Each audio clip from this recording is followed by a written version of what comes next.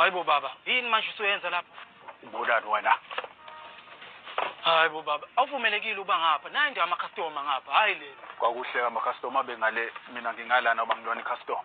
Ish, kodwa baba, uyazi mase qhamuka umjomani senza lento lena. Kokwenzakalani mina? Lalela. Ngimsabi-ke mina lo njomane wakho, yazi phela le bhale yabuda omdala yasekhaya. Yazi ukuthini? Nina lokunisaba nalo njomane wena uzumtshela ukuthi ndaba utshwala lobu uthatho khona. Insizwe ebhokodela amashinga nabafokazana ngizothi ngithini? Khathetshekile wena. Kanti akumtshelanga futhi uthi lesingeke isidingo. Saluphemile. Basekhaya utshwala lo.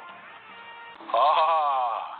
Dlalose ngonyawo lonwaba fika usucathama madoda, Lalela ke Mkhonto, angizelanga wena la. Futhi ayikho into engisazoyikhuluma kwena.